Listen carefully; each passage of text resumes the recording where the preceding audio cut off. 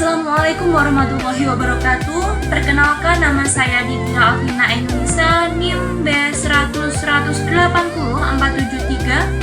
Ingin mereview jurnal internasional dengan judul Talent Management and the HR Function in Cross-Culture Merger and Acquisition, The Role and Impact of Bicultural Identity.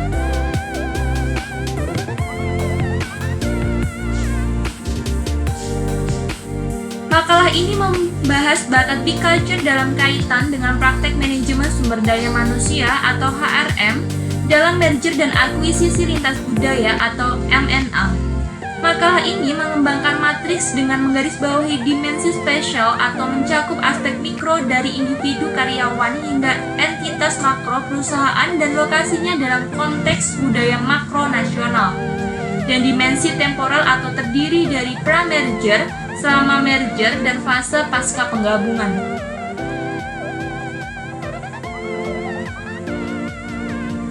Sebagai mode kemitraan kolaboratif M&A telah lama digunakan oleh banyak organisasi mulai dari perusahaan kecil hingga multinasional dalam mengejar berbagai tujuan termasuk pertumbuhan dan perkembangan domestik dan global yang cepat. Namun demikian, konsekuensi kemitraan kolaboratif untuk kinerja perusahaan telah menjadi topik perdebatan yang cukup besar dengan banyak penelitian melaporkan tingkat kegagalan yang tinggi selama periode waktu tertentu.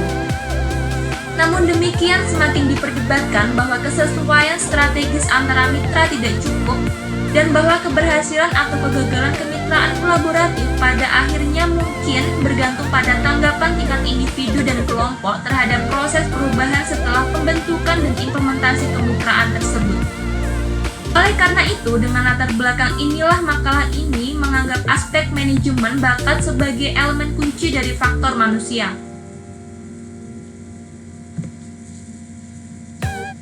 Selanjutnya, tujuan dari jurnal ini, bagaimana manajemen talenta dan fungsi SDM dapat memanfaatkan individu biculture untuk mempengaruhi dan memitigasi tantangan budaya nasional multilevel dalam merger dan akuisisi lintas budaya dari perspektif proses. Dalam mengejar pertanyaan ini, makalah ini disusun dengan cara sebagai berikut. Yang pertama, argumen mempertimbangkan literatur yang ada tentang HRM dan manajemen bakat dan khususnya karyawan biculture dalam M&A lintas budaya.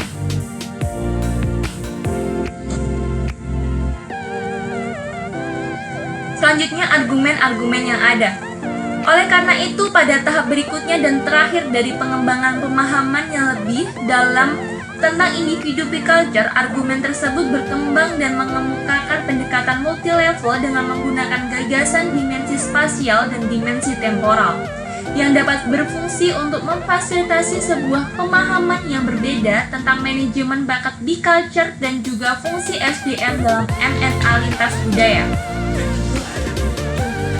Argumen yang pertama, kompleksitas M&A lintas budaya cenderung tinggi karena menghadapi masalah dan proses yang melibatkan baik dimensi spasial maupun dimensi temporal. Argumen yang kedua, retensi karyawan biculture dapat secara positif mempengaruhi proses dan hasil M&A lintas budaya. Sedangkan kepergian karyawan biculture dapat berdampak negatif terhadap proses dan konsekuensi M&A lintas budaya.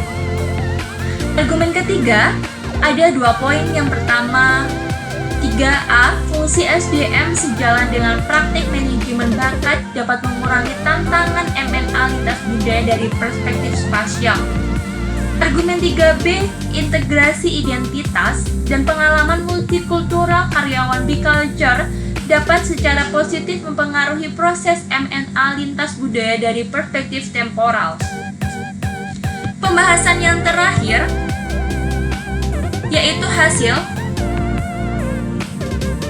Literatur yang ada telah menunjukkan berbagai model dan wawasan berharga tentang masalah yang dapat muncul secara lebih luas ke dalam manajemen bakat dan faktor manusia dalam kaitannya dengan M&A. Makalah ini dibangun di atas badan penelitian yang masih ada dan mengidentifikasi serta memeriksa area individu biculture yang belum diteliti dalam M&A lintas budaya. Hal ini memungkinkan argumen untuk membangun model yang didasarkan pada identitas sosial dan teori kategorisasi diri.